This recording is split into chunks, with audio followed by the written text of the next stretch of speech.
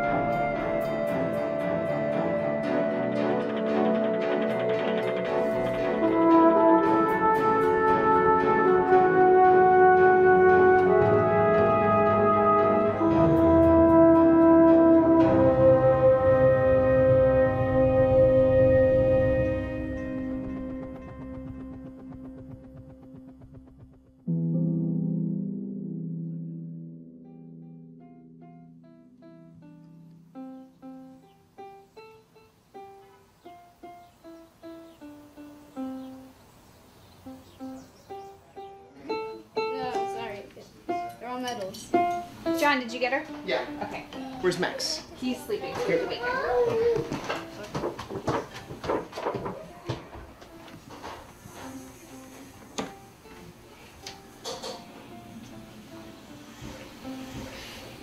Sorry to wake you up. It's dinner time.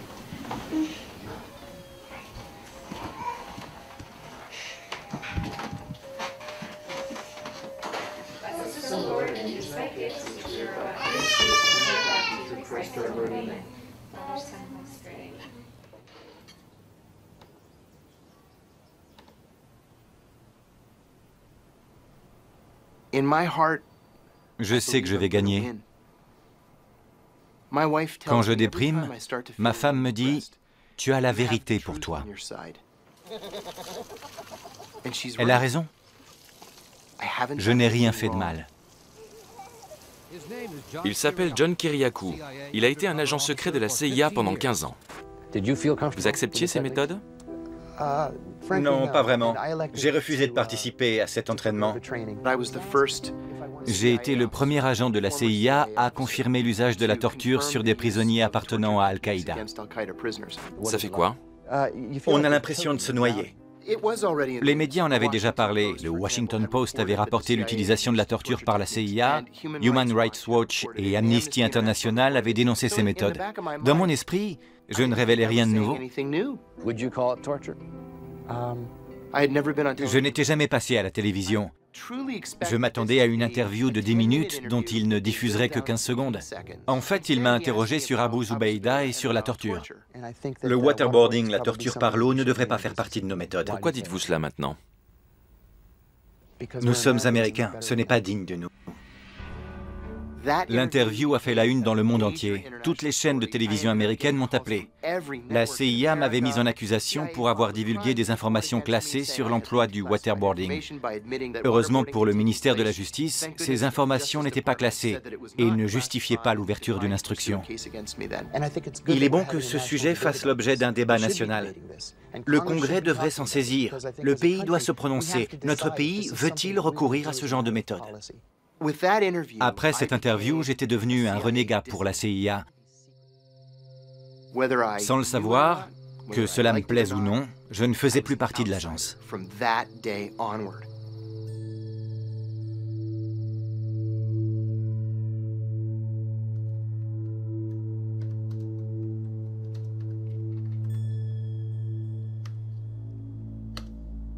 Je me bats pour restaurer l'Amérique d'avant le 11 septembre. C'est un combat très dangereux. Après le 11 septembre, au lieu de revenir à l'équilibre, le pendule est parti dans l'autre direction, celle du secret. Tout a été classé secret défense. On s'est attaqué aux lanceurs d'alerte. On a fait signer des engagements de confidentialité. On a classé des procédures au nom du secret d'État. Le gouvernement utilise tous les moyens pour faire taire les gens. Chaque fois que l'on évoque des droits civiques entamés ou abolis au nom de la sécurité nationale, les gens pensent que vous êtes du côté des terroristes. Vous voulez faire souffrir votre pays, me dit-on. Mais c'est tout le contraire. Nous voulons que notre pays continue à respecter les valeurs sur lesquelles il a été fondé.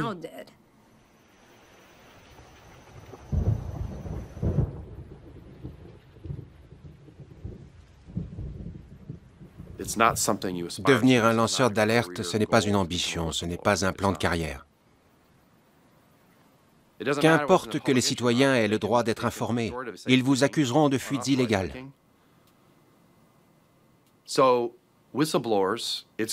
Les lanceurs d'alerte sont une espèce menacée et notre gouvernement veut accélérer leur disparition.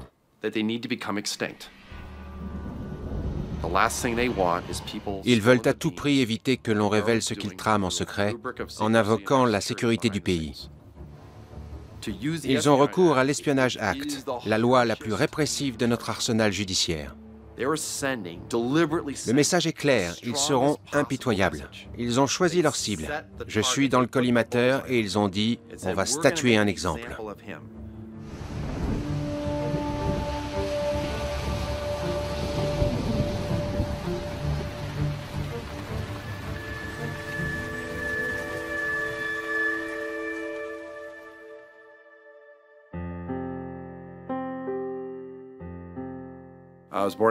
Je suis né en Louisiane. Mon père était officier dans l'armée de l'air, mais j'ai grandi dans le Vermont, où je suis allé au lycée. C'est là que je suis devenu adulte. Je suis né et j'ai grandi dans une petite ville de Pennsylvanie, au nord de Pittsburgh, en pays amish. J'ai toujours été fasciné par la politique étrangère. Quand j'étais gamin, j'étais un radioamateur passionné. J'ai grandi à Columbia, dans le Maryland, dans une famille à problème. J'ai été sensible très tôt à la notion de justice.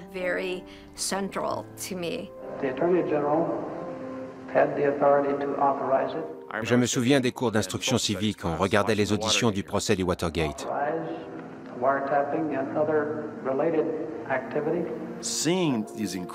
On découvrait des violations de la loi, du 4e amendement, des crimes interdits par la Constitution. Personne n'était au-dessus des lois, pas même le président des États-Unis. J'ai fait des études de droit en Nouvelle-Angleterre. Je rêvais de travailler au ministère de la Justice. Vous plaidez au nom des États-Unis. Vous êtes le chevalier blanc. Vous êtes toujours du bon côté. Après mes études de droit, j'ai été engagée par le ministère de la Justice. C'était tout ce dont j'avais rêvé.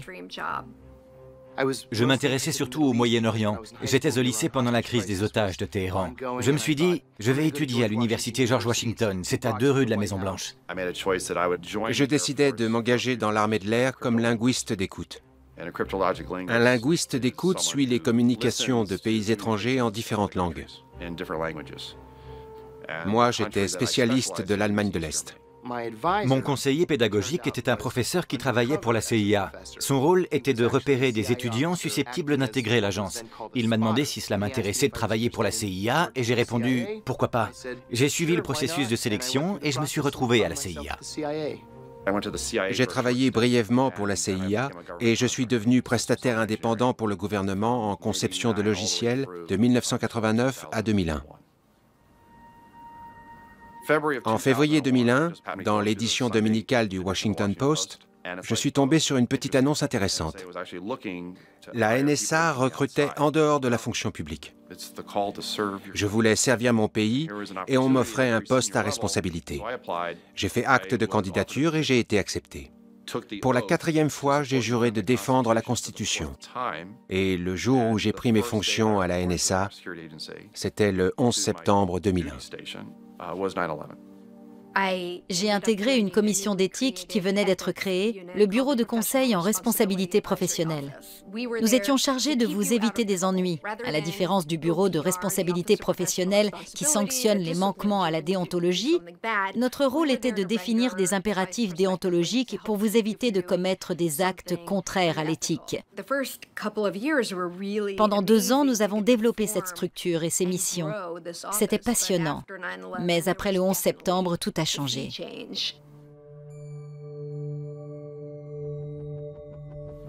Il y a un avant 11 septembre.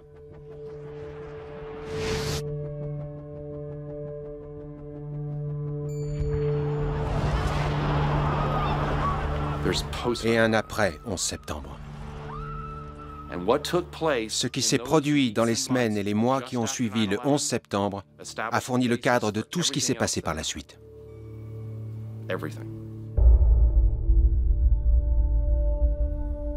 Le 11 septembre, tout a changé dans le milieu du renseignement.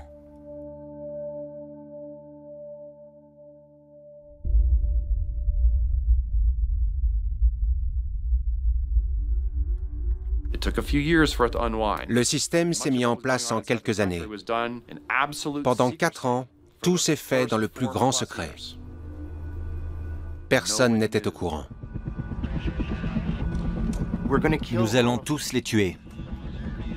Voilà quel était le sentiment dominant au sein de la CIA après le 11 septembre.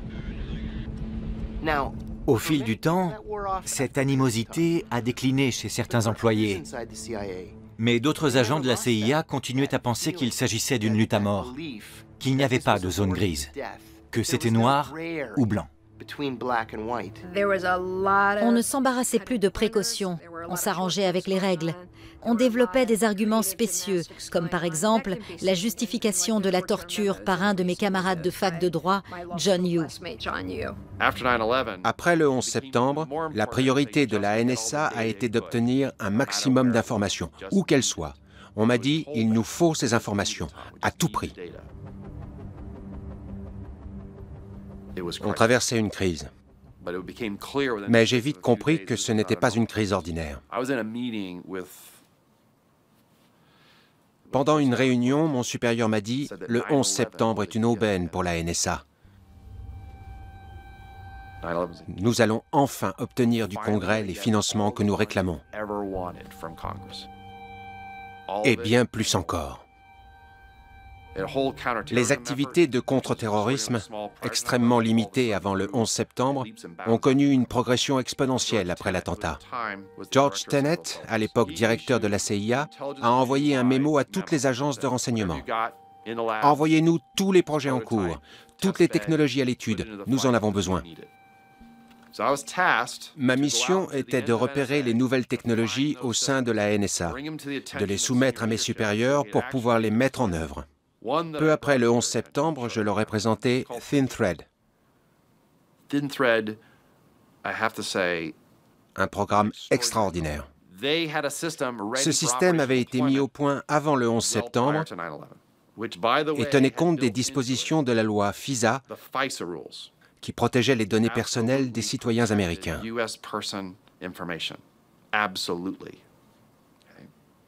Il avait été conçu comme ça. Ils ont refusé le système. J'ai dit, pourquoi rejeter le système ThinThread?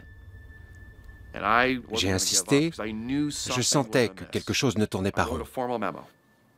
J'ai rédigé une note officielle pour exprimer mes inquiétudes. J'ai aussi informé ma supérieure des rumeurs inquiétantes selon lesquelles la NSA pourrait avoir violé la loi FISA et le 4e amendement. Des collègues sont venus me voir en privé pour me dire « Tom, pourquoi utilisons-nous un système destiné à écouter les communications des pays étrangers pour mettre sur écoute des citoyens américains? Je croyais qu'il fallait un mandat pour espionner des Américains. Vous avez un problème, adressez-vous au service juridique de la NSA. »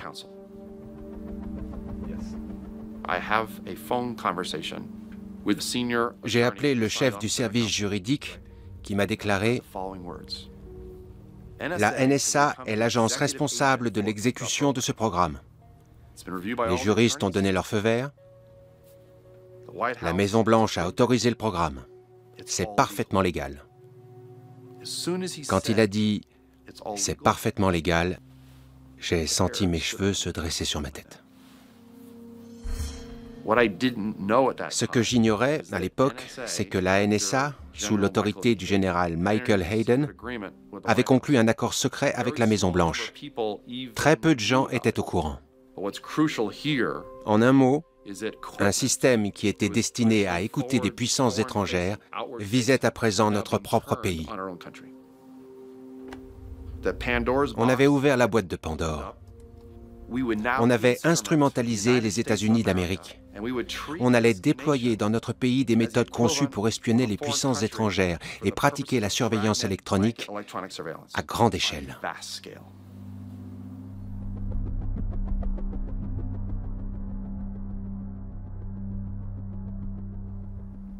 Mon arrestation a fait la une des médias nationaux.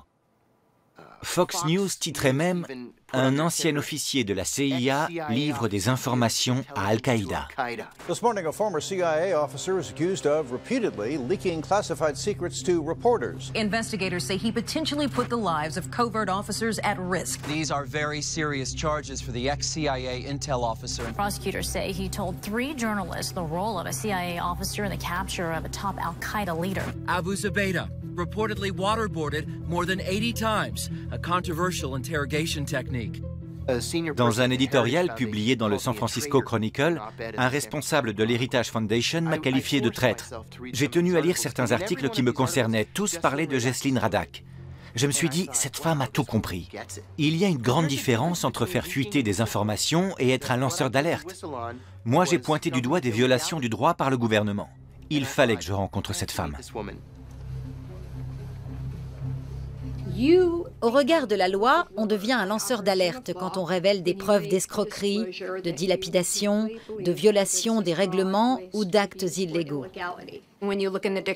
Quand on consulte l'article lanceur d'alerte dans le dictionnaire, on trouve les synonymes suivants: balance, traître, rien que des connotations négatives qui font de vous un rebelle, un dissident, un traître. Ce sont eux qui ont employé le terme lanceur d'alerte. Tout à fait. Je ne suis pas pénaliste. Je représente les lanceurs d'alerte et je collabore avec des avocats qui les défendent dans les affaires relevant de l'Espionnage Act. Le juge Brinkema a enjoint la partie adverse de ne pas produire de nouveaux documents à la veille du procès. Le gouvernement accusait John Kiriakou d'avoir qualifié le waterboarding de torture, d'avoir révélé la pratique systématique de la torture. et d'avoir publié un livre qui dénonce l'usage de la torture par la CIA et les méthodes du FBI. Voilà ce qui fait enrager le gouvernement. John Kiriakou a été un agent de la CIA de 1990 à 2004. Il est mis en examen pour violation de l'Espionnage Act. Il aurait livré des informations classées à des journalistes. Un journaliste a appelé John pour lui demander de confirmer l'identité d'un fonctionnaire, comme l'ont fait de nombreux anciens agents. Ils l'ont mis en examen pour violation de la loi sur protection de l'identité des agents. L'Espionnage Act est une loi complexe, datant de 1917, qui visait les espions, pas les lanceurs d'alerte. Il est inconcevable de recourir à une loi aussi draconienne pour d'autres faits. Il me semblait que c'était clair depuis 40 ans, après l'affaire Daniel Ellsberg.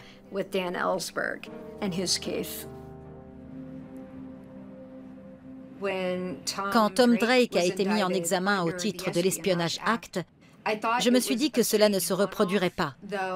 Mais 4 mois plus tard, Stephen Kim, un analyste du département d'État, a été inculpé au même titre.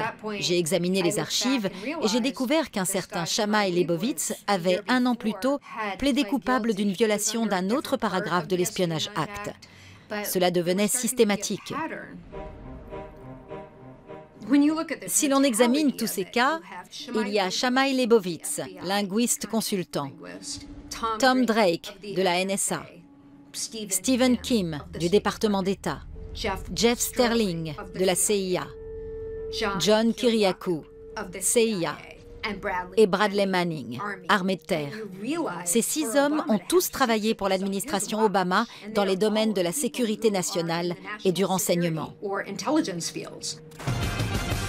A breach at the nation's top security agency. A young Army private is now being formally charged in connection with leaked video. Il y a des points communs entre ces tentatives excessives du gouvernement pour couvrir des pratiques illégales, qu'il s'agisse de crimes de guerre, de surveillance illégale ou de torture. Stephen Jin-Woo Kim, accused of violating the Espionage Act, Charged with repeatedly leaking classified secrets. Leaking classified information. Top secret information. Disclosing classified information. According to the federal indictment, Thomas Drake was... C'est le chef d'accusation le plus grave qui puisse viser un citoyen américain.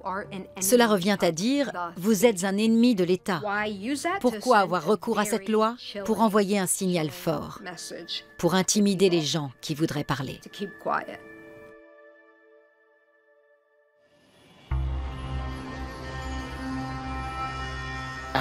Après le 11 septembre, je suis devenu responsable des opérations de contre-terrorisme au Pakistan.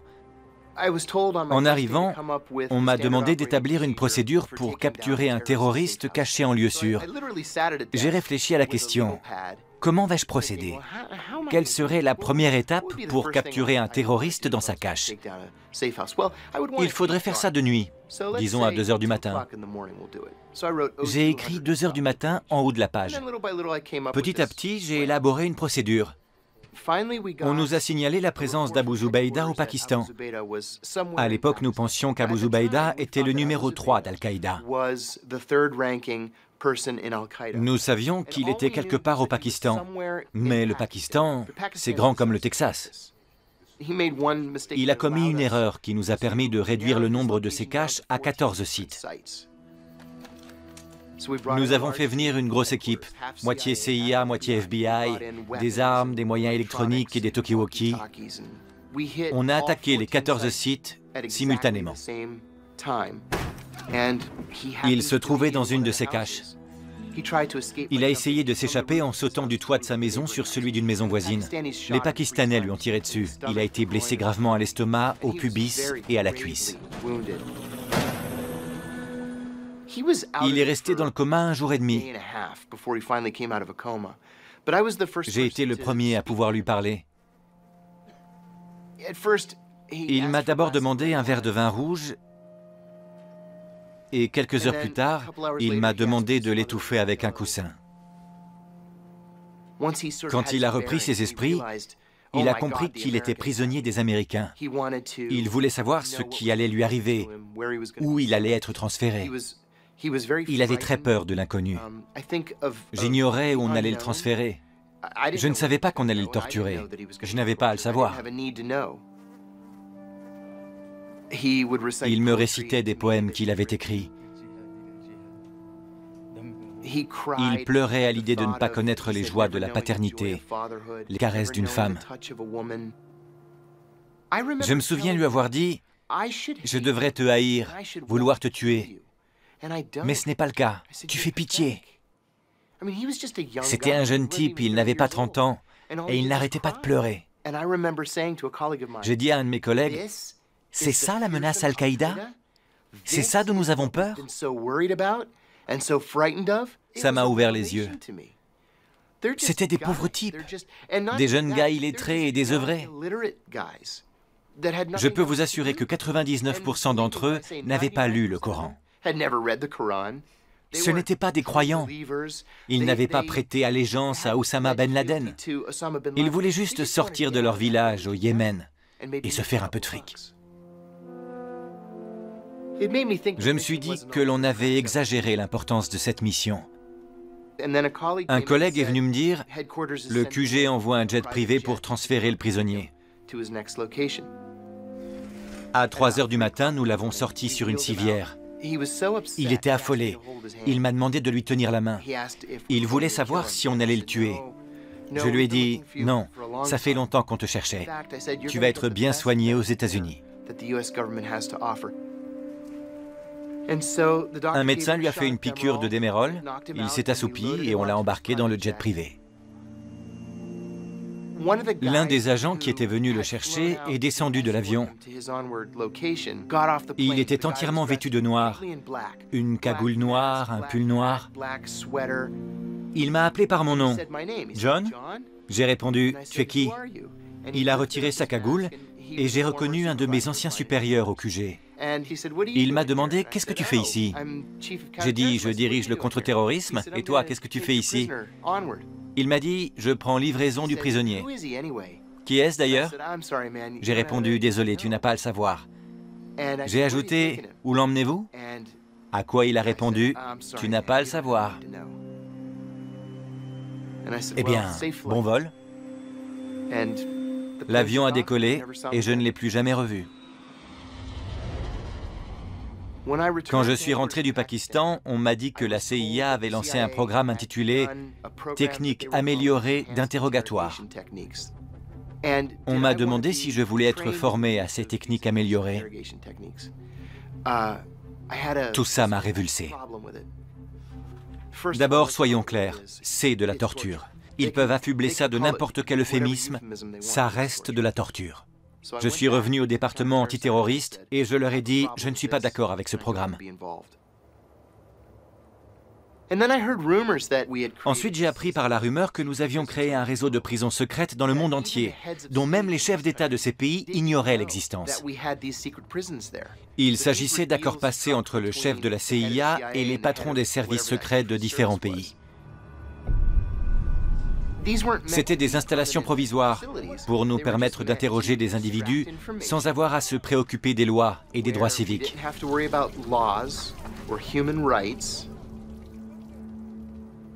Ceux d'entre nous qui ne participaient pas à ce programme n'en connaissaient que des bribes. Je n'avais aucune idée de l'importance du réseau de prisons secrètes.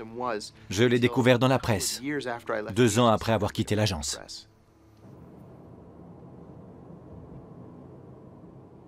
Nous sommes Américains, ce n'est pas digne de nous. Mais à l'époque, vous étiez d'accord. J'étais sous l'emprise de la colère. Je voulais empêcher d'autres attentats contre les États-Unis. Je pensais que c'était la seule solution.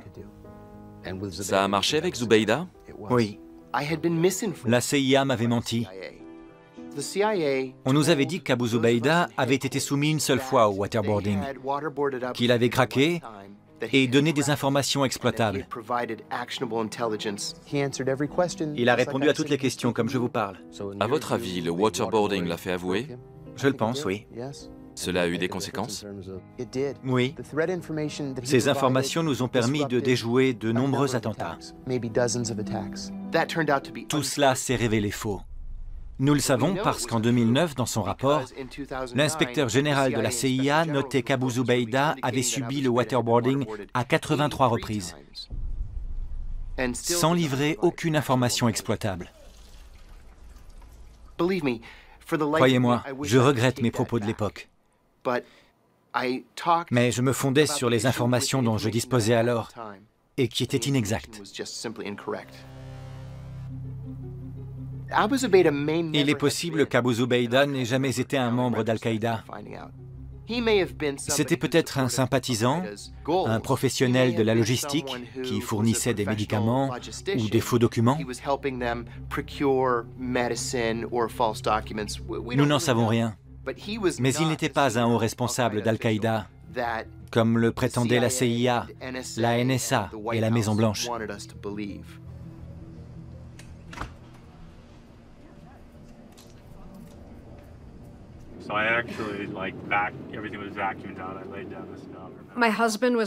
Mon mari m'a beaucoup soutenue. Pendant toute cette période épouvantable, je retrouvais chez moi un havre de paix.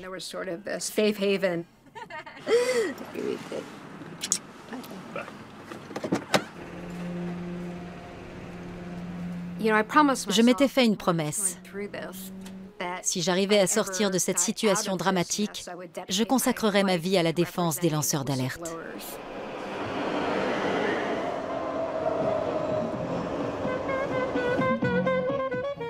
Les lanceurs d'alerte viennent me voir et me disent « Vous n'allez pas croire ce qui m'arrive ». Je leur réponds « Oh, si je vous crois ». Parce que je sais ce que le gouvernement est capable de faire.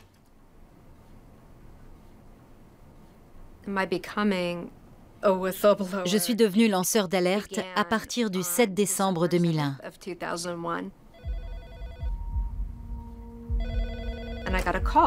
C'est le jour où le département des affaires criminelles m'a appelé pour m'informer que le FBI avait capturé en Afghanistan un citoyen américain qui se battait aux côtés des talibans.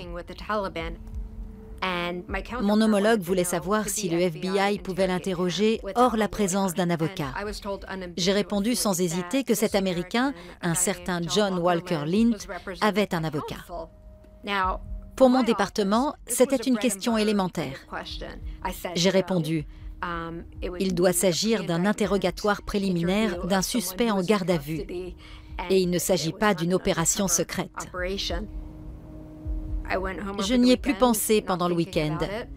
Et de retour à mon bureau le lundi, un agent du contre-terrorisme m'a appelé et m'a dit qu'ils l'ont fait quand même, que le FBI a procédé à l'interrogatoire. Que fait-on maintenant? J'essayais de trouver une solution avec le département des affaires criminelles. J'ai dit, bon, je comprends, ils sont dans le feu de l'action, en zone de guerre, et ils l'ont quand même interrogé. Voyons comment régler cette affaire. Je leur ai conseillé de conserver l'interrogatoire sous scellé et de ne l'utiliser que pour la sécurité nationale et la collecte d'informations, mais pas pour une mise en examen.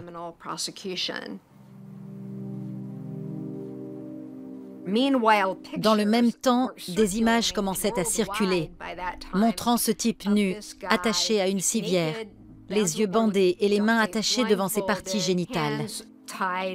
Il était évident que ce type avait été maltraité. En fait, cela ressemblait énormément à ce que nous avons vu beaucoup plus tard à la prison d'Abu Ghraib.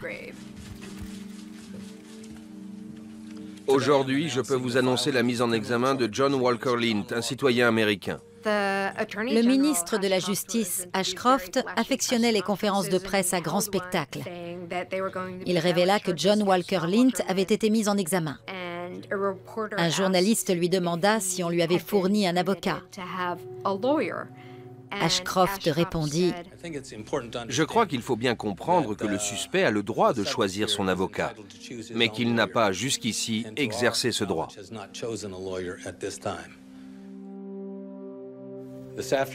Cet après-midi, un grand jury du district de Virginie a prononcé une mise en examen pour 10 chefs d'accusation de John Walker Lindh.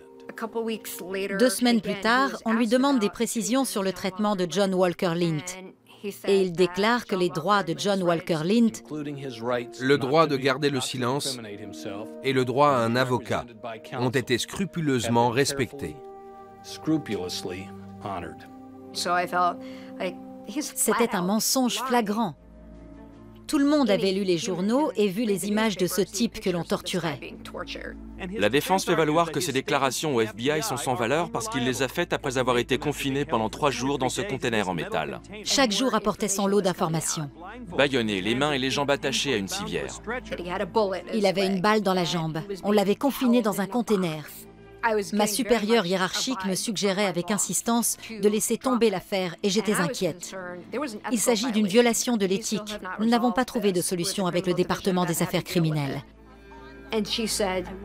Elle m'a dit « Je veux que vous classiez cette affaire ». Il était évident que l'on déployait une stratégie pour poursuivre et condamner ce type et en faire un exemple. Il est accusé de conspiration en vue de tuer des citoyens américains, de soutien à des terroristes et de complicité avec les talibans. Le gouvernement avait engagé des poursuites pénales contre cet homme. C'était le premier suspect poursuivi pour terrorisme après le 11 septembre. Et l'affaire avait déclenché une véritable hystérie. Il a tenté de tuer des soldats américains. C'est un traître? C'est en mars que j'ai fini par comprendre. Le procureur du procès contre John Walker Lindh, un procès que j'avais refusé de plaider, m'appelle directement pour me dire « Comme vous le savez, une cour fédérale a ordonné la communication de toute la correspondance du ministère de la Justice relative à l'interrogation du taliban américain John Walker Lindh. On m'a envoyé 2 de vos courriels. Je voulais être certain d'avoir l'intégralité de votre correspondance sur le sujet. » Je savais que j'avais écrit bien plus de 2 courriels. J'ai trouvé ça très inquiétant. Je suis montée dans mon bureau pour éclaircir cette affaire. Je savais que le dossier faisait au moins 3 cm d'épaisseur. J'ai ouvert le dossier sur mon disque dur et il ne contenait que 2 documents. Un en tête de fax et 2 courriels anodins. J'ai été prise de nausées. J'ai demandé conseil à un de mes collègues à la commission d'éthique, un avocat chevronné à quelques mois de la retraite. Il a regardé le dossier et il m'a dit très naturellement « Ce dossier a été purgé ». Comment ? Nous sommes l'administration, nous poursuivons Enron et Arthur Andersen pour destruction de preuves et obstruction de la justice. Purgé, que voulez-vous dire ?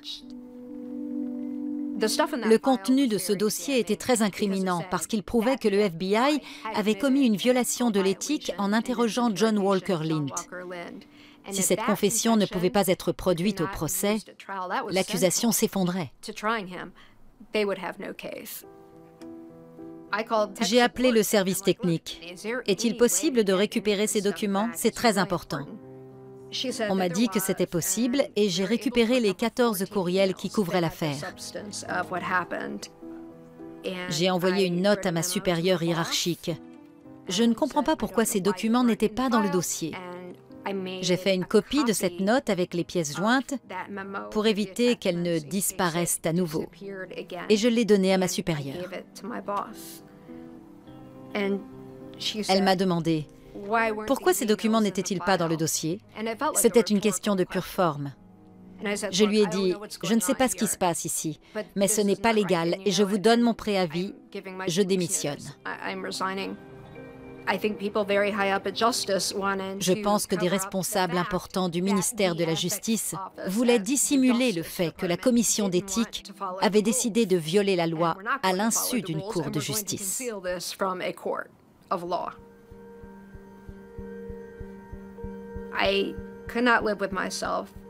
Je ne pouvais pas vivre avec l'idée qu'un être humain risquait d'être condamné à mort parce que j'avais gardé le silence.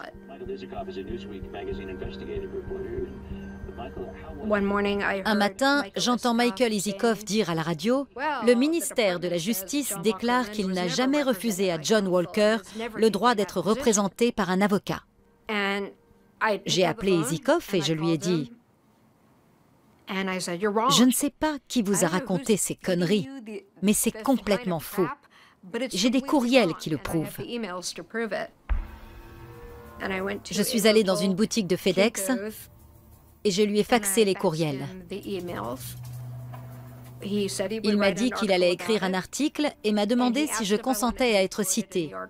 J'ai répondu « C'est comme si j'agitais un chiffon rouge. Non, je préfère ne pas être citée. » De nombreux lanceurs d'alerte témoignent en gardant l'anonymat. Ils ne veulent pas avoir d'ennui. Mais mes courriels ont été publiés intégralement sur le site de Newsweek avec mon nom.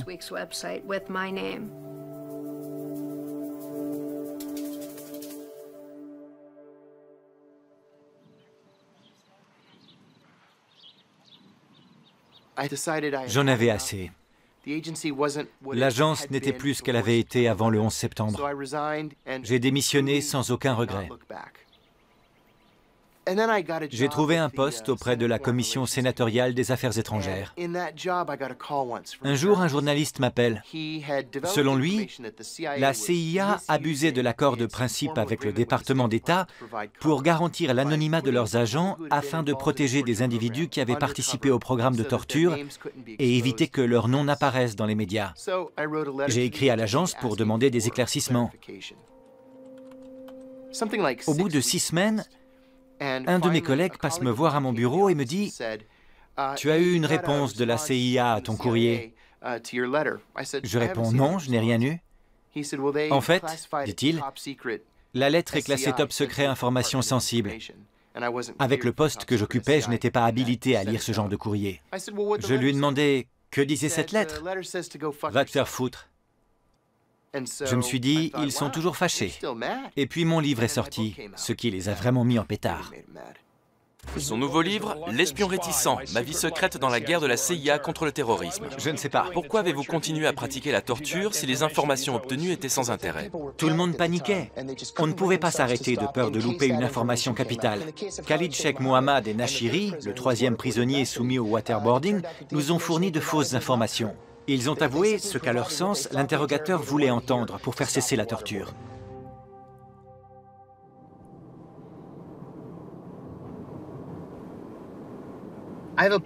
J'ai postulé à tous les emplois possibles. Des épiceries aux magasins de jouets et à Starbucks, j'ai tout essayé. Je n'ai pas eu une seule réponse.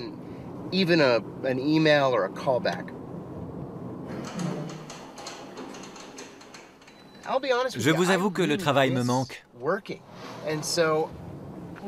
Quel que soit le poste, je serais heureux de passer 8 heures au boulot.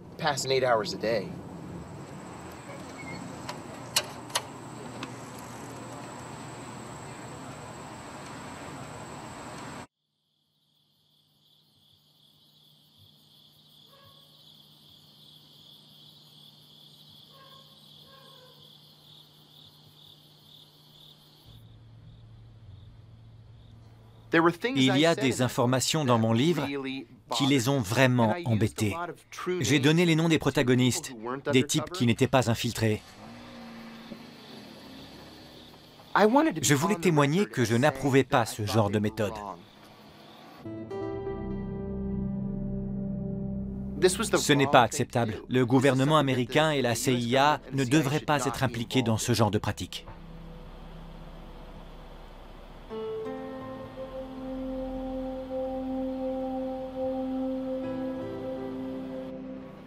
Des tas de gens à la CIA ne sont pas d'accord avec moi, mais cela m'est égal, je m'en fiche.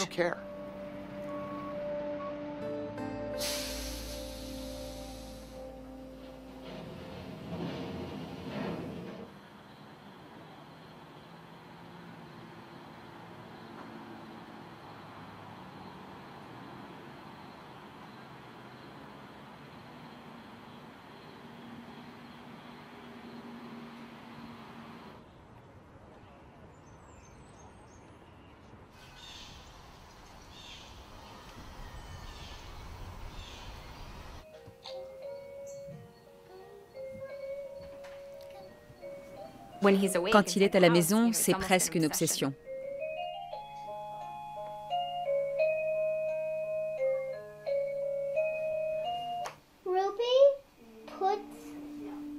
Il passe son temps devant son ordinateur, au téléphone. On n'a plus de vie normale. Les enfants ignorent tout de la situation. J'essaie de les protéger et de donner à John l'espace dont il a besoin. Il affiche un certain optimisme, mais je sais qu'il est profondément préoccupé.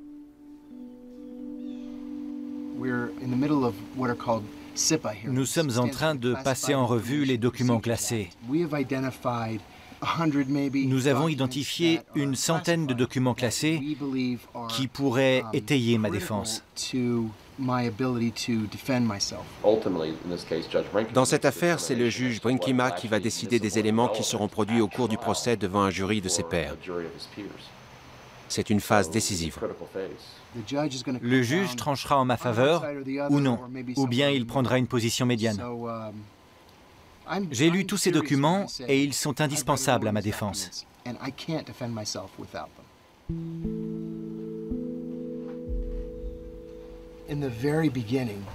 Au début, j'ai été tenté par le suicide. J'ai envisagé sérieusement de me jeter sous un train. J'étais profondément déprimé. J'avais perdu tout espoir.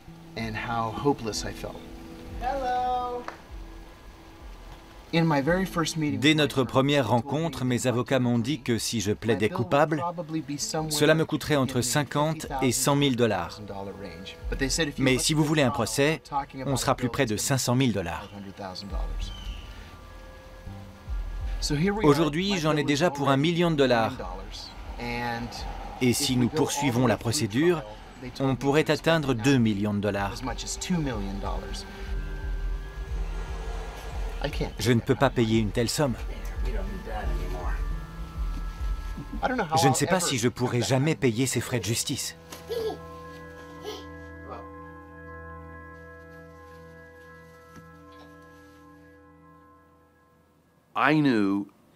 Je savais que la Maison-Blanche et le général Hayden s'étaient placés au-dessus des lois.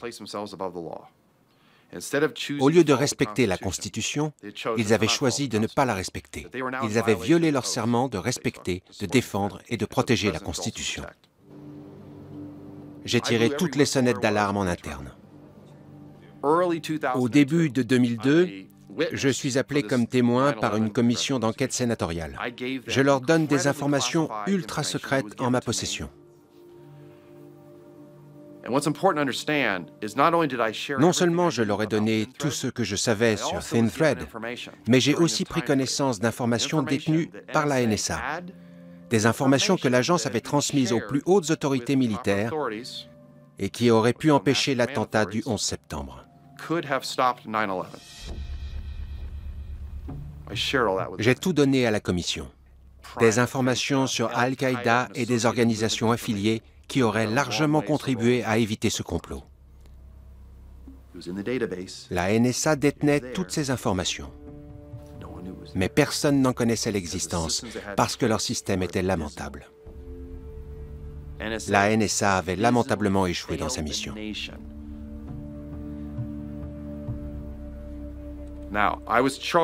J'ai été chargé de rédiger le rapport final, de découvrir tout ce que la NSA savait, aurait dû savoir ou aurait pu savoir avant le 11 septembre.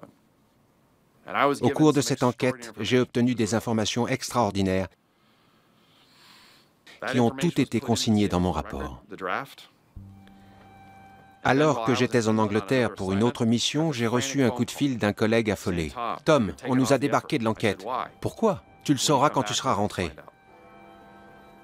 Ils ne voulaient pas que le Congrès sache la vérité. Dès mon retour, j'ai été mis au placard et on m'a dit très clairement « Attention, ils cherchent les auteurs des fuites. Ce n'étaient pas des fuites à la presse. Ils cherchaient ceux qui avaient informé la commission d'enquête sénatoriale sur le 11 septembre. » Ils violent FISA, la loi sur la surveillance des agents étrangers. Ils violent le 4e amendement. Les plus hauts responsables s'emploient à étouffer cette affaire. Je savais que j'étais considéré comme une menace, que je pouvais les empêcher de cacher au Congrès ce qu'ils savaient sur le 11 septembre. Un ordre émanant du directeur adjoint de la NSA exigeait que l'on enterre toute information critique sur ce que la NSA savait du 11 septembre et que l'on interdise toute enquête à ce sujet. Point final.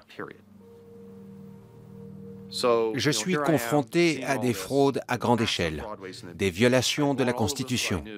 J'avais tiré toutes les sonnettes d'alarme dans le cadre de mes fonctions. J'avais suivi l'affaire jusqu'au bout. Aucun résultat. Il était évident que le Congrès était devenu complice. La sécurité nationale avait pris le pas sur la Constitution. En février 2006, j'ai pris contact de manière anonyme avec une journaliste pour lui révéler dans des messages cryptés étalés sur une année ce que je savais. Elle en a fait un article. Pour la première fois, on révélait l'existence d'une extension d'un programme secret appelé ThinThread. Le nombre de personnes qui connaissaient l'existence de ce programme secret, qu'ils y aient eu accès ou pas, était très limité. Ils ont commencé à cibler tous les gens associés au programme, même de manière incidente. Je savais de sources sûres que Dick Cheney avait ordonné au ministère de la Justice « Trouvez-moi les types qui ont parlé. Qui que ce soit, je m'en fous. Faites un exemple. Je veux qu'ils soient carbonisés. » Kirk Wiebe, un ancien collègue, m'appelle et me dit « Tom, il faut qu'on se voie. » On s'est retrouvés dans un bar et il m'a dit que le FBI venait de perquisitionner nos bureaux. Je savais que j'étais le prochain sur la liste, parce qu'ils posaient des questions à mon sujet. J'étais devenu le suspect numéro 1. On me considérait comme le maître d'œuvre, la source principale.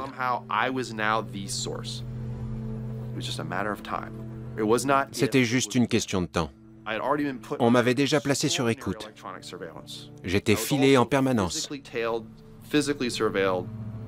Il y avait souvent 2 voitures banalisées au bout de ma rue. Le matin du 28 novembre 2007, je m'apprête à partir au travail. Je venais de prendre les clés de ma voiture, un peu après 7 heures.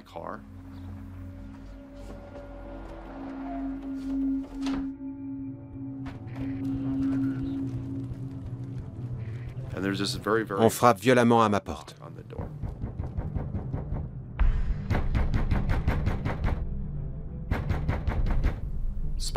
Mon épouse était sur le point d'emmener notre fils Zachary à l'école. Je vois son visage se décomposer. Ils me montrent un mandat et j'ai coopéré avec eux. On m'a interrogé pendant 8 à 9 heures. L'un des agents du FBI prenait des notes. On m'a lu mes droits Miranda. Ils m'ont dit « Tout ce que vous direz pourra être retenu contre vous ». C'est ce qu'ils ont fait. Ils avaient attribué un numéro à chaque pièce de la maison. Ils ont fouillé de fond en comble. De toute évidence, ils cherchaient des dossiers estampillés « Secret défense ». Ils ont confisqué plusieurs livres qui figuraient sur le mandat de perquisition, dont « État de guerre » de James Risen. Ces livres sont devenus des preuves à charge. Des mots et des phrases qui faisaient allusion au programme secret que j'avais révélé à la commission sénatoriale.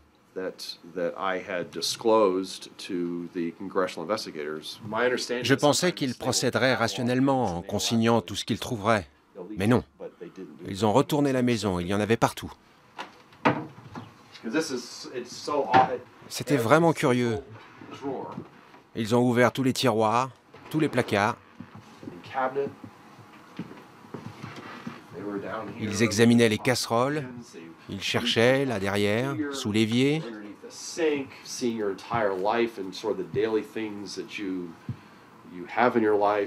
Quand on voit tous les objets familiers qui font partie de votre vie quotidienne, manipulés par des agents du FBI qui vous soupçonnent d'un crime,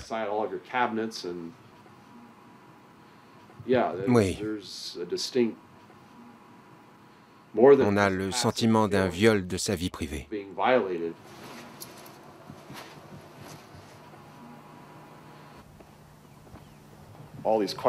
Toutes ces questions qui vous viennent. Allez-vous m'inculper? Quels sont les chefs d'accusation? Que va-t-il m'arriver? Je me suis séparé de ma femme peu après. Et j'ai dû quitter la maison en janvier 2008.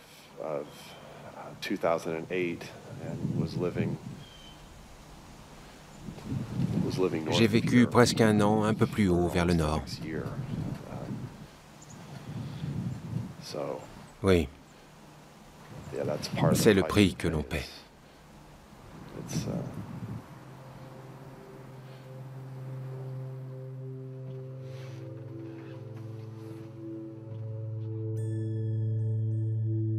Ce soir-là, on m'a appelé pour me convoquer au département des ressources humaines de la NSA. Ils ont annulé mon habilitation, j'ai dû rendre mes badges et j'ai été placé en congé administratif.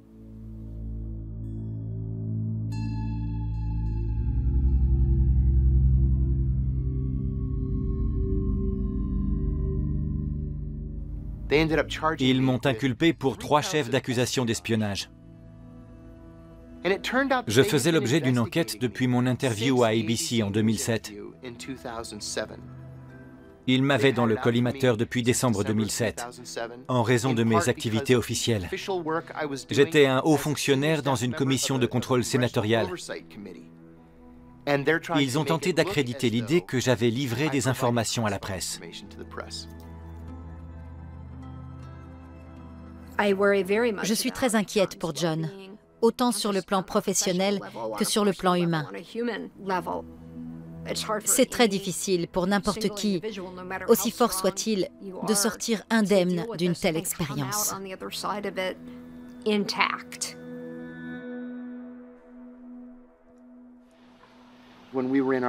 Au cours de la dernière phase des auditions, les auditions sur la protection des informations classées, l'administration a exigé une nouvelle règle de procédure, l'entretien in camera. L'entretien in camera autorise les représentants de l'administration à avoir un entretien privé avec le juge, hors la présence des avocats de la défense et de l'accusé. Nous n'avons pas connaissance du contenu de cet entretien. Ils ont eu un entretien in camera, à la suite de quoi le juge a rejeté toutes nos motions.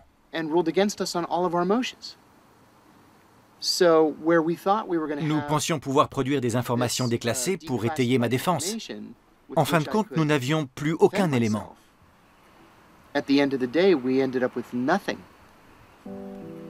Il y a des chefs d'accusation pour lesquels je déposerais volontiers une requête en plaidé coupable. Une requête en plaidé coupable pour faux témoignage passible d'1 an de prison, tout à fait d'accord.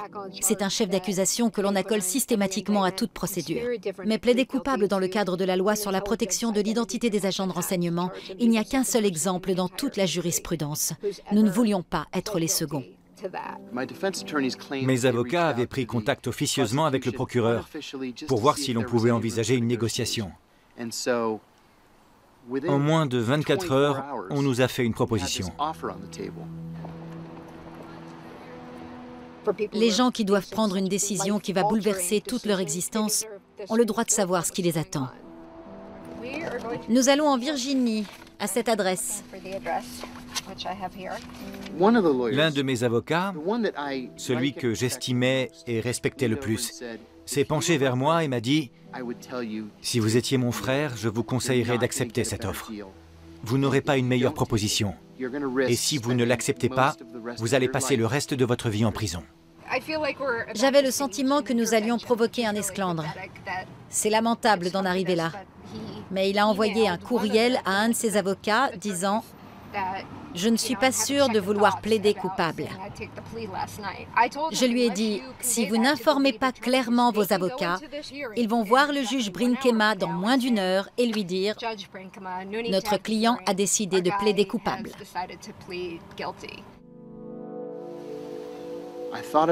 J'y ai pensé tout le week-end. J'ai changé d'avis plusieurs fois. Le délai expirait à 5 heures hier après-midi.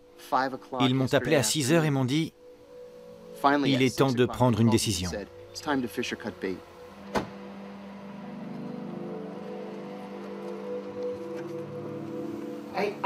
Il me semble que j'ai deux options.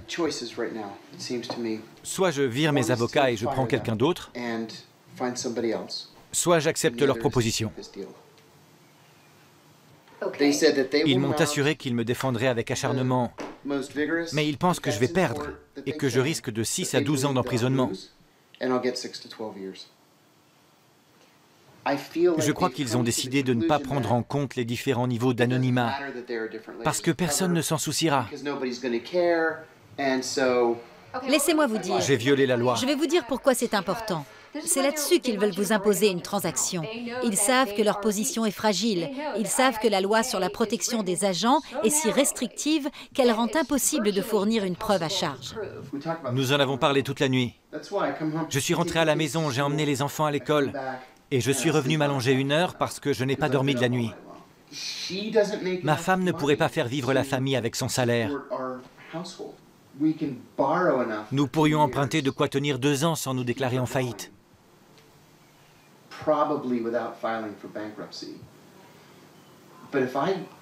Mais si j'étais condamné à plus de 2 ans, nous sommes déjà ruinés aujourd'hui.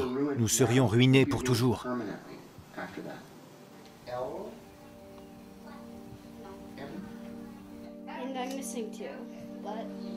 Tom Drake pense que je devrais me battre. Et au fond de moi, j'en ai vraiment envie. Mais j'ai des gamins. Je ne peux pas leur enlever leur père pour 6 ou 12 ans.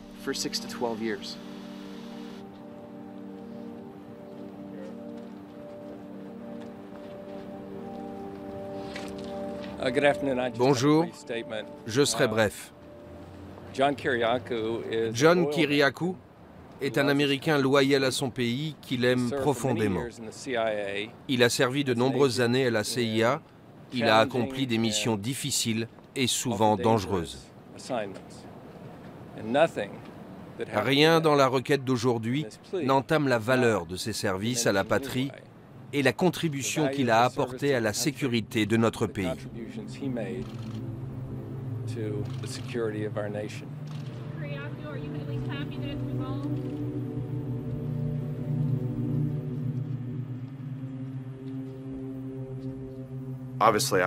J'étais devenu un paria pour l'administration, c'était évident. Vous n'avez plus d'habilitation défense. Je me suis retrouvé au chômage. J'ai cherché un boulot. J'ai postulé à un poste à temps partiel chez Apple. Plusieurs mois plus tard, on m'a appelé. J'avais décroché un poste de vendeur dans un magasin Apple dans la région de Washington.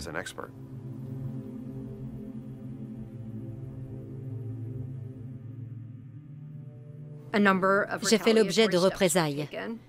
Je suis devenue la cible d'une enquête criminelle fédérale pour divulgation d'informations secrètes. Le ministère de la Justice m'a signalé au barreau où je suis enregistrée comme avocate. C'est très grave parce que je pourrais être radiée des barreaux. Ce signalement s'appuyait sur un rapport secret dont je n'ai pas eu connaissance.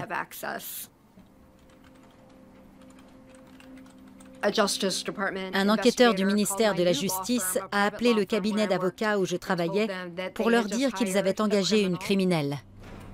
Selon lui, j'allais voler les dossiers des avocats et des clients et il leur conseillait de me licencier. On m'a mis en congé administratif, d'abord avec maintien du salaire, et puis ils ont cessé de me payer. Je me suis inscrite au chômage. Peu de temps après, le même enquêteur m'a appelé pour me poser des questions sur l'article de Newsweek. Il est devenu très agressif. Avez-vous envoyé des mails à Michael Isikoff? Et il ajouta, si vous n'avouez pas, nous allons fouiller dans votre ordinateur. Je lui ai répondu, je suis occupée, je vous rappelle. Mais j'ai appelé un avocat. J'étais effondrée. J'avais perdu un poste dont je rêvais. J'étais très angoissée parce que je faisais l'objet d'une enquête. Je souffre de sclérose en plaques, une maladie neurologique aggravée par le stress. Leur manœuvre, depuis plusieurs années, avait pour objectif de me détruire. Le stress est considérable. Ils donnent à la presse des informations qui vous présentent sous un jour très défavorable. Le ministère de la Justice m'a qualifié de traître et de renégat, de turncoat, dans le New York Times. Vous n'êtes pas loyal, vous n'êtes pas un bon Américain, vous êtes un sympathisant des terroristes. Ça a fait l'ouverture du journal télévisé de 18h, de 23h et à nouveau celui du lendemain matin. Mes collègues ne voulaient plus me parler. Certains me disaient « Ne m'appelle pas au bureau ». Vous avez trahi votre pays. Il n'y a pas de fumée sans feu. Vous avez dû faire quelque chose. Sinon, pourquoi viendrait-on perquisitionner chez vous? J'étais plongée dans un cauchemar kafkaïen. J'essaie de protéger mes enfants de cette situation. Le FBI me surveille en permanence depuis 7 mois. Ils nous suivent au supermarché, ils nous suivent à l'église. Des agents du FBI s'assoient derrière moi à l'église pour me surveiller. Mes voisins m'appellent pour me dire « Il y a une voiture stationnée au bout de la rue avec un type qui surveille votre maison à la jumelle. » Une femme était garée près de chez nous. Elle surveillait mes enfants. Je suis allé frapper à la vitre de sa camionnette et je lui ai dit « Qu'est-ce que vous voulez ?» Elle s'est affolée et elle est partie. J'avais essayé d'être honnête, de respecter les règles. Et c'était à moi de faire appel à une équipe d'avocats. Vous devez hypothéquer votre maison, vider votre compte en banque. Je gagnais plus de 150 000 $ par an. Aujourd'hui, j'en gagne à peine le quart. Les associations dont j'espérais de l'aide, comme ACLU, l'Union américaine pour les libertés civiques, n'ont pas bougé. Je devais payer mes avocats. Aujourd'hui, cette affaire m'a déjà coûté près d'1 million de dollars en perte de revenus, frais de justice et autres dépenses, sans parler de l'impact sur ma vie privée. On m'a dit que j'étais sur liste noire. Ma femme a démissionné parce que l'agence l'a menacée d'une enquête de sécurité. Nous sommes tous les deux au chômage depuis 7 mois. C'est devenu complètement surréaliste. Il y a 2 semaines, j'ai eu cette conversation avec ma femme. C'était un dimanche soir et ma femme m'a dit « On n'a pas de quoi acheter à manger la semaine prochaine. Je ne sais pas ce que nous allons faire. » À contre-cœur, nous sommes allés au bureau des services sociaux du comté. Nous avons expliqué notre situation et on nous a dit « Oui, vous êtes éligible à toutes les aides, l'allocation nourriture, la couverture médicale, des allocations, une formation. »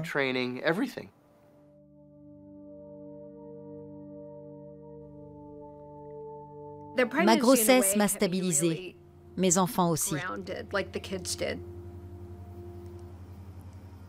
Je savais qu'il y avait quelque chose de bien plus important que toutes ces conneries. Je voulais protéger mon bébé. En le protégeant, j'avais l'impression de me protéger aussi.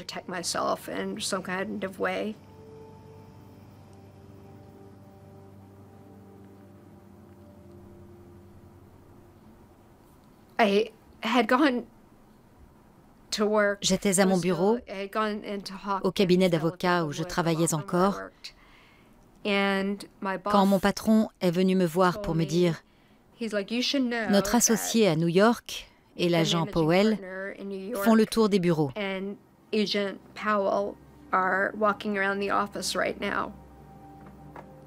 L'agent Powell a déclaré qu'il fallait s'attendre à un coup de théâtre. Je crois que vous allez être arrêté.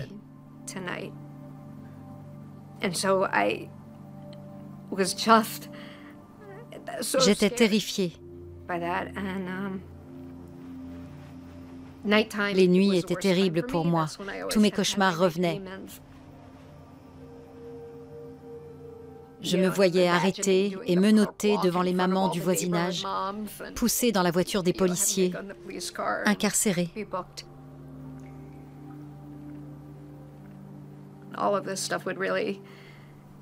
Tout cela ne cessait de me hanter.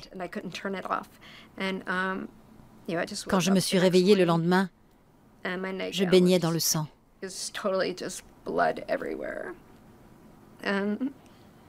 J'ai compris que j'avais perdu mon bébé.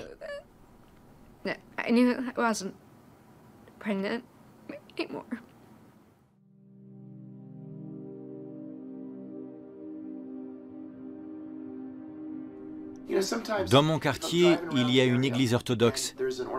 Quand je vois des voitures dans le parking, je m'arrête. J'entre dans l'église, j'assiste à la messe et j'allume un cierge. Ça me donne de la force, ça me réconforte. Je suis très sensible à l'histoire d'un saint de l'Église orthodoxe qui a vécu au siècle dernier, Saint Nectarios.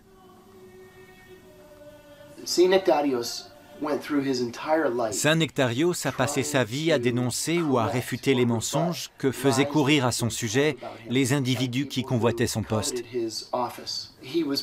Il a été ruiné par ces rumeurs. Il a perdu son poste, il a été destitué, il a tout perdu. Mais il n'a jamais accusé personne. Il a pardonné à ses détracteurs et a continué à vivre sa vie.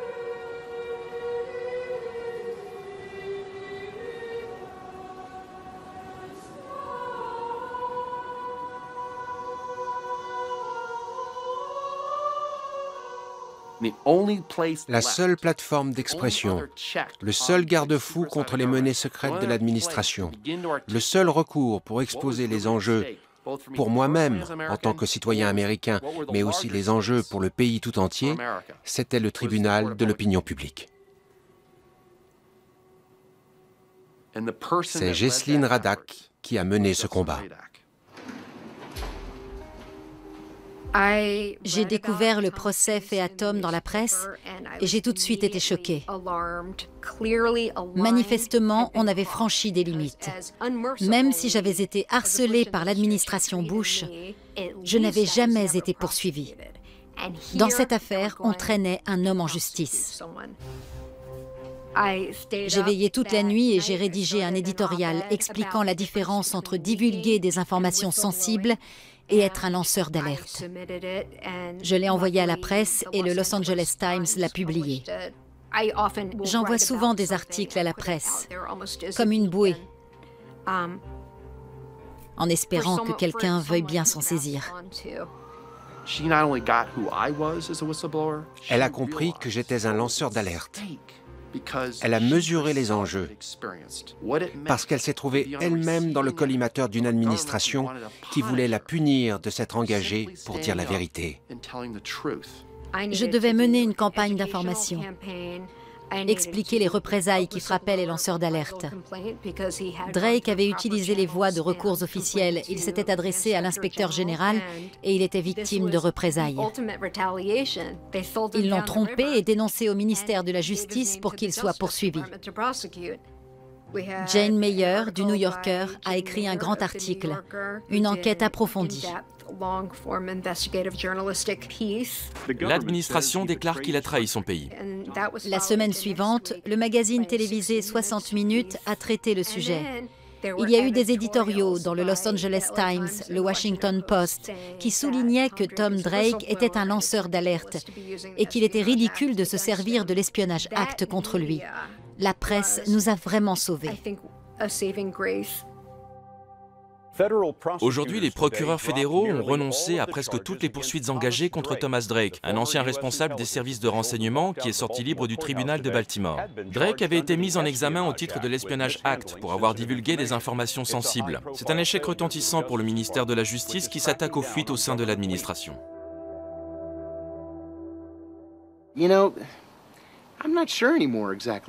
Je ne sais plus à qui me fier. Il y a eu tant de changements dans ce pays depuis le 11 septembre. Des mesures qui, il y a 10 ans, auraient été impensables, sont devenues la norme. Si vous n'adhérez pas à leur politique, vous êtes un ennemi.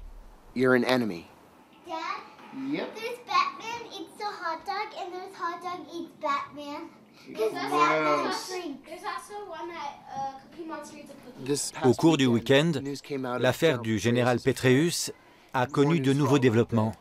Il est confirmé que la maîtresse supposée du général détenait des informations classées sur son ordinateur, à la suite de quoi le FBI a déclaré qu'il n'y avait pas d'enquête criminelle en cours.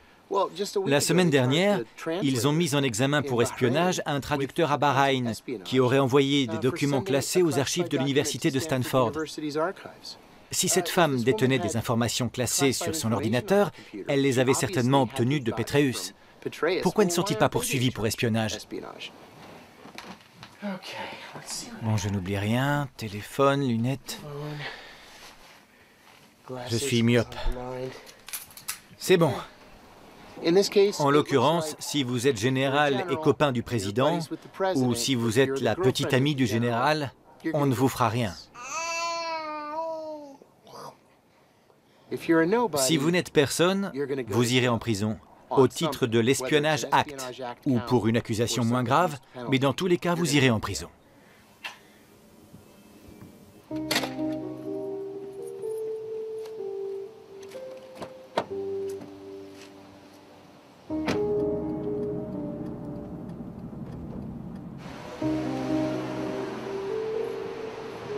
Heureux de vous voir.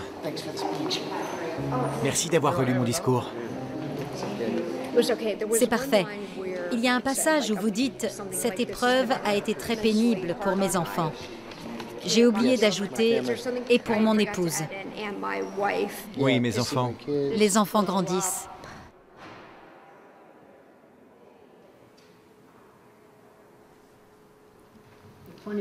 Nous décernons le 23e prix Joey Calloway pour le courage civique à John Kiriakou pour son combat contre la torture. Il s'est élevé contre l'utilisation de la torture pendant les interrogatoires de prisonniers du gouvernement. Il a révélé que l'emploi de la torture, y compris le waterboarding, n'était pas un dérapage isolé comme le prétend le gouvernement, mais une politique constante. Il a été le premier agent de la CIA à confirmer et à condamner cette pratique illégale de la torture.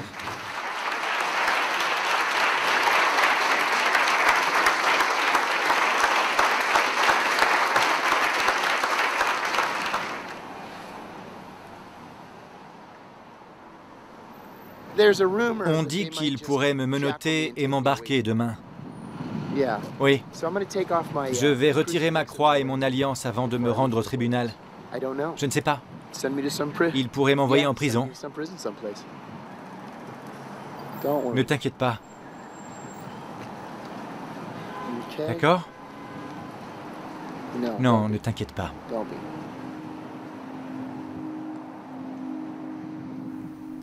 Quand on a dit aux enfants que je devrais partir pour 2 ans, Max l'a très mal pris. Il a beaucoup pleuré.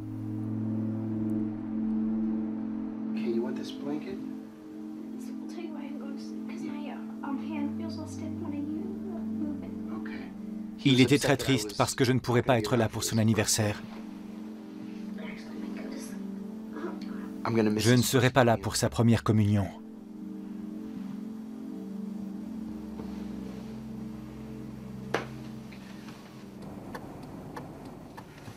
Il fait froid aujourd'hui. 7 sous 0.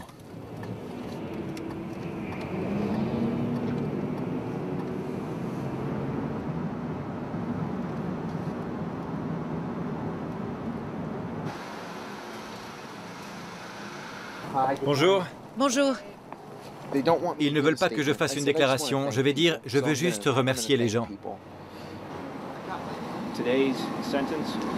Le verdict d'aujourd'hui doit rappeler à tous les fonctionnaires qui détiennent des informations sensibles concernant la sécurité nationale ou la couverture d'un agent secret qu'il est essentiel que ces informations soient protégées.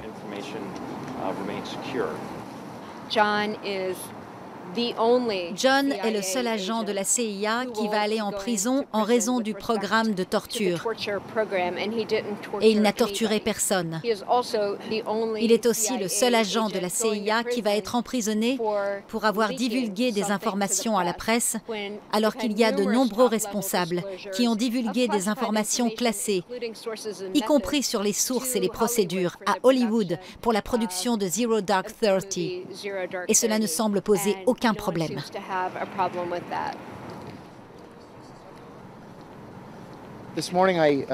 Ce matin, j'ai été condamné à 30 mois de prison pour un délit pour lequel j'ai plaidé coupable. Je sors de ce procès confiant et optimiste.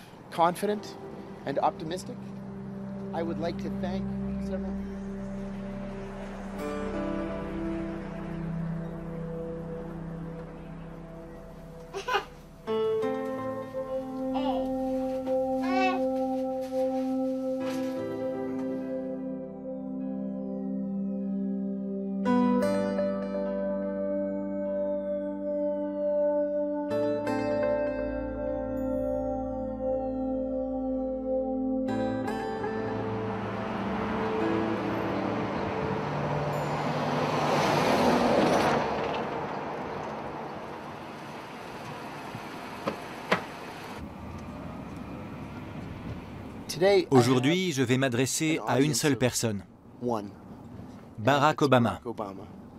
Cela va se jouer entre Barack Obama et moi. Il est le seul à pouvoir m'aider s'il le souhaite, et je vais essayer de le convaincre. Stand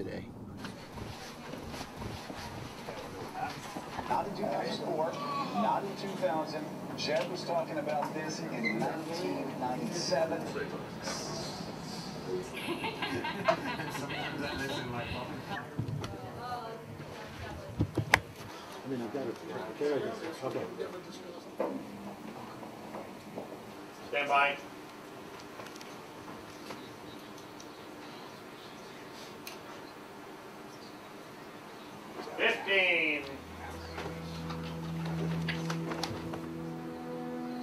Au sommaire ce matin, le premier agent de la CIA condamné pour avoir divulgué des informations classées. Pourquoi est-il fier de cet acte? Et dans notre studio, des objets rares ayant appartenu au président Kennedy avant qu'il ne soit mis aux enchères. Nous commençons cette émission avec un ancien agent de la CIA condamné à 30 mois de prison. Il est le premier à avoir été condamné pour divulgation d'informations classées. Mais d'abord, un rappel de l'affaire avec Andrea Mitchell de NBC.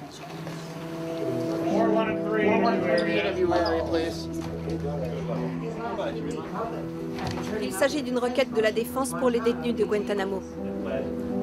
Les enquêteurs ont identifié M. Kiriakou, qui a reconnu sous serment avoir volontairement révélé l'identité de l'agent secret. Monsieur Kiriakou s'est présenté comme un lanceur d'alerte pour avoir révélé la procédure controversée du waterboarding.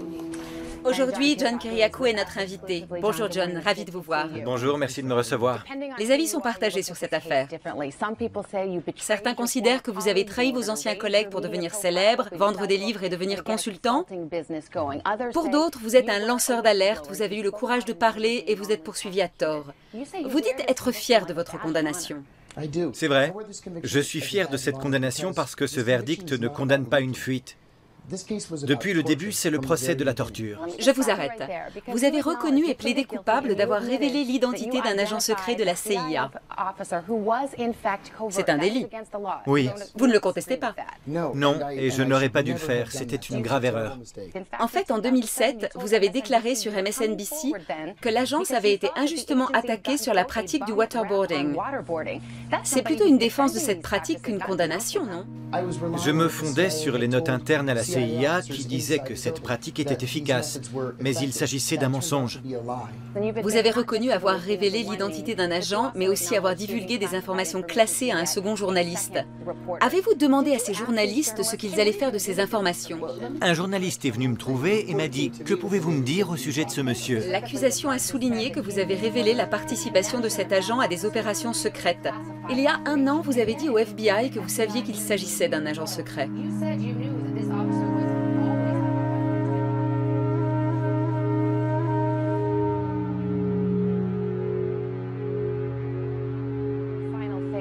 Une dernière question. Vous avez révélé le nom de cet agent à ce journaliste. Celui-ci l'a communiqué à l'un des enquêteurs de la Défense et une photo de cet agent s'est retrouvée dans la cellule du terroriste. Comment vivez-vous cela? Bien. Merci, bonne chance.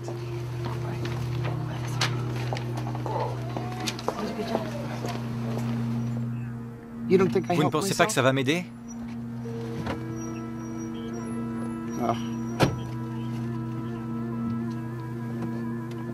Je croise les doigts, on verra bien.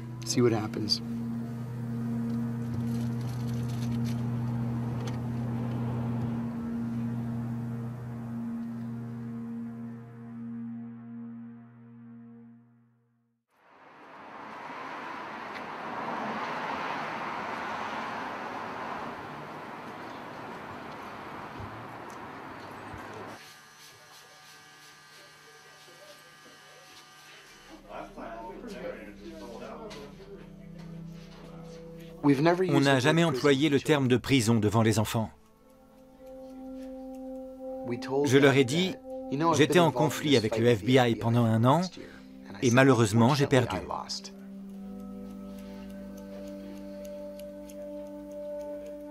Et parce que j'ai perdu, je dois aller en Pennsylvanie pendant 2 ans pour aider les mauvais garçons à obtenir leur bac.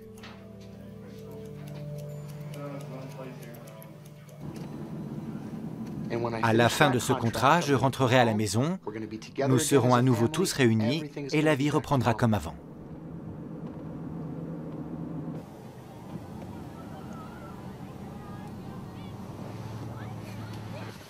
C'était comment l'école? Ça s'est bien passé. Bien.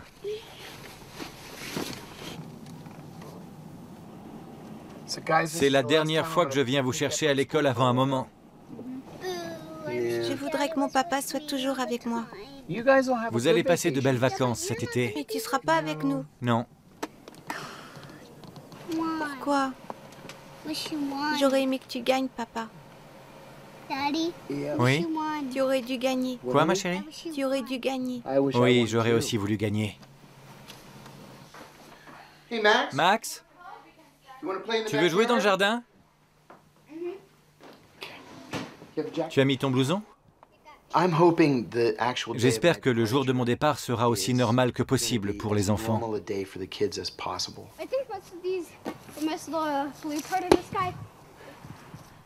Je ne veux pas que les enfants soient perturbés ce jour-là.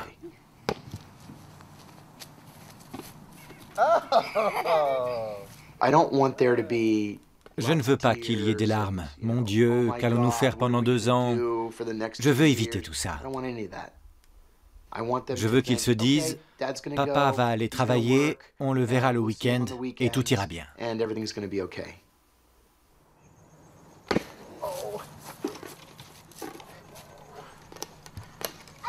l'ai, papa, je l'ai.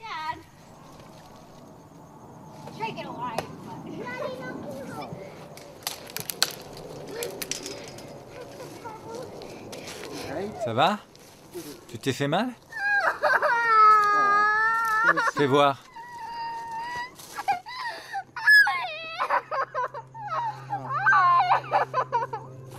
Tu t'es un peu écorché, ma chérie. Ça va?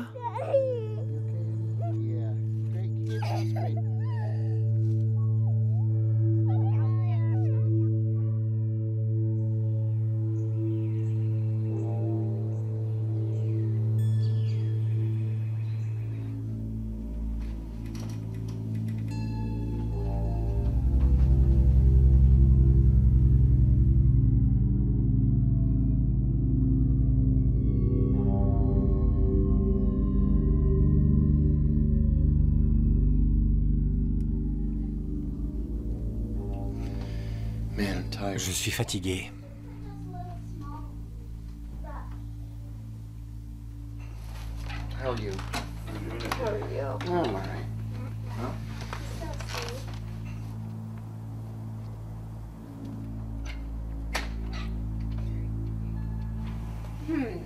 J'ai l'impression qu'il ne dit pas la vérité. Je ne peux jamais rien faire. J'ai une idée, on va jouer au bus. C'est moi qui commence.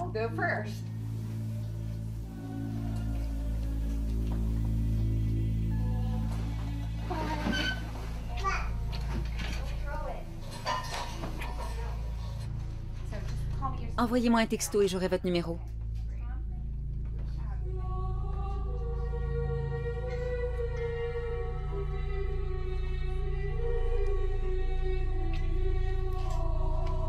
Je t'aime.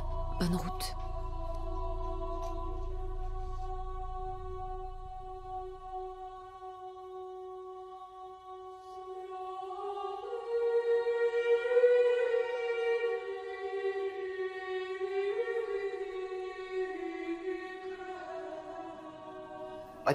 Il faudra du temps pour prendre conscience de l'erreur qu'a été ce programme de torture.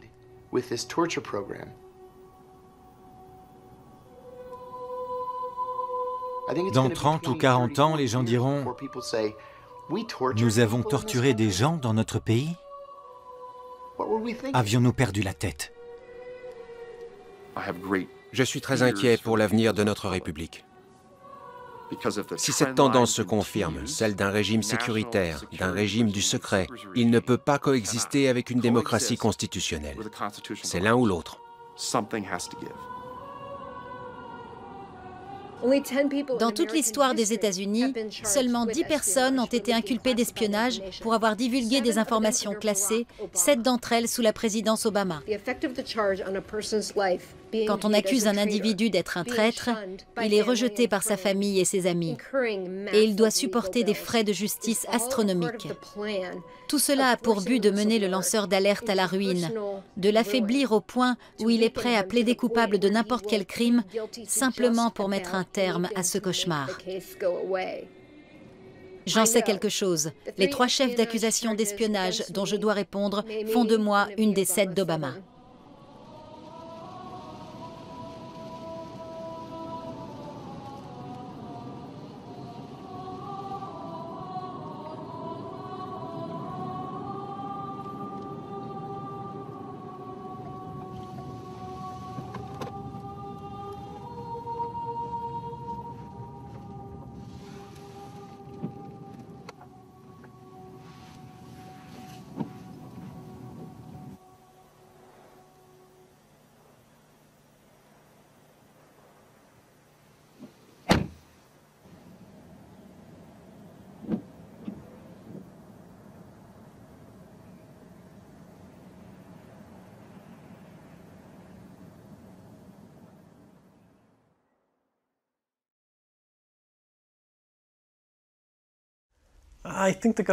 Je pense que le gouvernement va lancer une enquête et dire que j'ai commis des crimes graves, que j'ai violé l'Espionnage Act.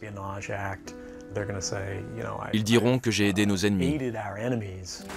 La divulgation d'informations très secrètes donne à nos ennemis terroristes nos plans pour les combattre.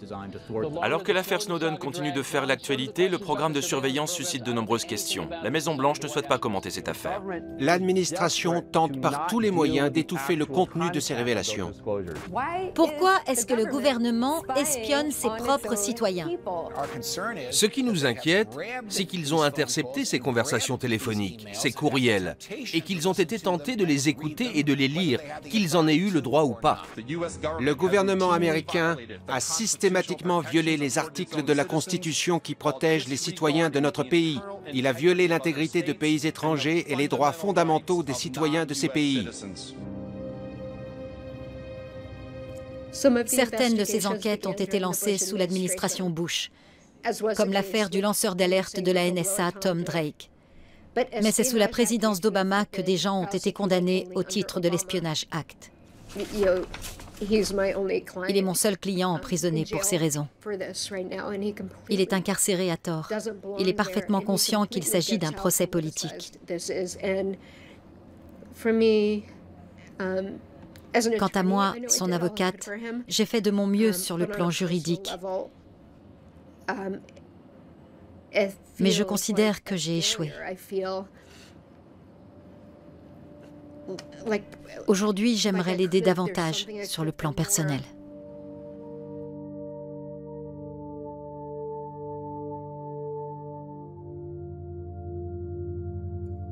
Au cours de notre histoire, ce sont les lanceurs d'alerte qui ont fait progresser la justice. Ce sont les lanceurs d'alerte qui ont provoqué des changements majeurs dans notre société.